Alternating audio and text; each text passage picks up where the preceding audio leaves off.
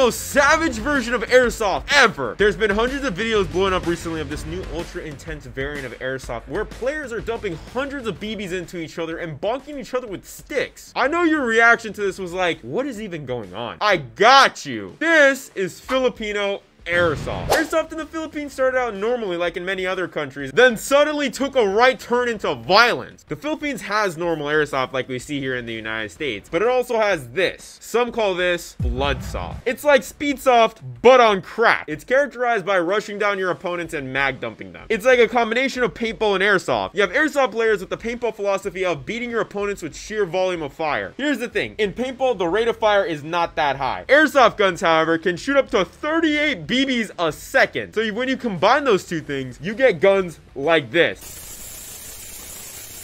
Screw that. Filipino airsoft players believe in two things: rate of fire and FPS, and they both have to be ridiculously high. The average bloodsoft build looks like this: an M4 base airsoft gun with no stock, a custom barrel, and an extended mag that is taped to another mag like a COD sleight of hand perk. These M4 builds are highly personalized. They seem to be built off Lancer Tactical M4s or other cheaper end M4 variants, but they're totally unrecognizable. They're all cut up and spray painted to make them totally one of a kind. That's why when you look at videos of the sport, no one even has remotely similar guns. As for the rate of fire, I assume they just throw on a stupid powerful battery that puts the motor into overdrive. Filipino airsoft players hold these guns in a very interesting way. It makes sense because they don't really need to aim when they're shooting that much, and the posture lets them conceal their body while still peeking their guns out. But it's just so different from what we see here in the United States. The FPS, also known as the power of the airsoft gun for all you non-airsoft enthusiasts, made my jaw drop when I saw it. 450 is the average FPS in the Philippines. That is ridiculous. For context, if you pulled up to 90% of airsoft fields in the United States with a gun that shot that hot, they would not let you play. And the other 10% would make you into a sniper. The majority of CQB fields in the United States have a max FPS of 350. Getting shot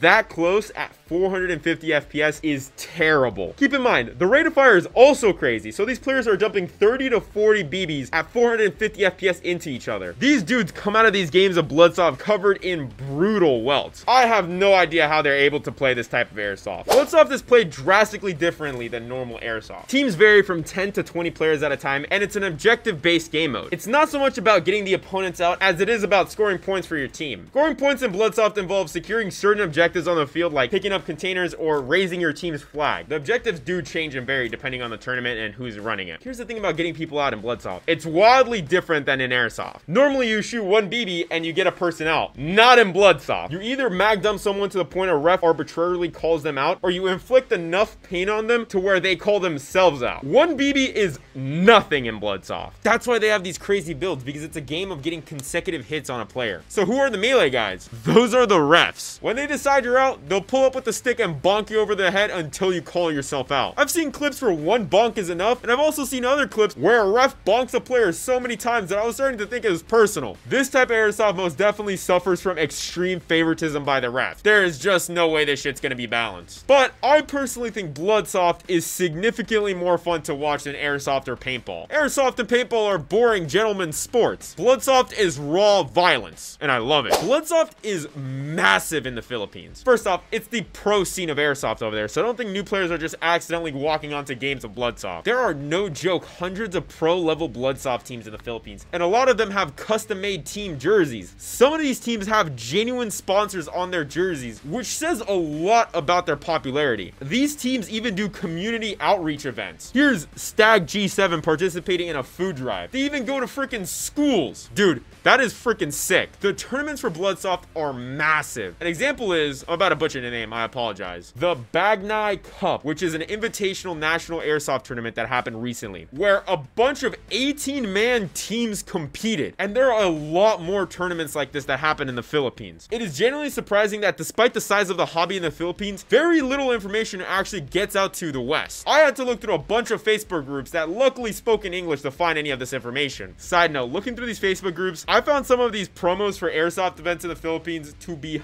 hilarious. National Airsoft Tournament. Battle of Kings, the beginning of a new era, with an operator and the freaking Dark Souls 2 character, Operation Mayon, a battle for a cause, with in-game screenshots of Ghost and Sandman from Modern Warfare. It's not a particularly good cause or a particularly bad cause, it's just a cause. Sorry guys, I know it's a language barrier thing, but I found that shit so funny. The coolest thing about Bloodsoft is that it is government recognized. Local governments in the Philippines actually host tournaments where teams come and compete against each other. The local government of Gingog, I'm only gonna say that once because I know for a fact that I'm butchering it and I don't want to be disrespectful by just perpetually butchering it. This city actually collaborated with Stag 7, an airsoft team, to host a tournament called Revolution 2.0 Battle Axe game. I know, the names are weird. The city even recognizes and hypes up their local team when they go to a different city to compete, saying, "You have the support of the city. Congratulations. And keep up being the city's pride." Man, my mom wouldn't even say that shit to me. I wish Airsoft in the United States had 1/100th of the respect that Airsoft in the Philippines has. I honestly think what makes Airsoft in the Philippines so special isn't even the gameplay. That's just ultra-violent Airsoft. When have you ever heard of a local government hosting an Airsoft event or an Airsoft team going out and doing community service? That's why Airsoft in the Philippines is so cool. That's basically it. If you're from the Philippines and play Airsoft over there, please leave a comment with more information. I would love to make a second video that's even more in-depth. I'm sure that there's just so much that I don't understand because this is kind of like a local level thing. Thank you guys for watching this video. Make sure you like, comment, and subscribe.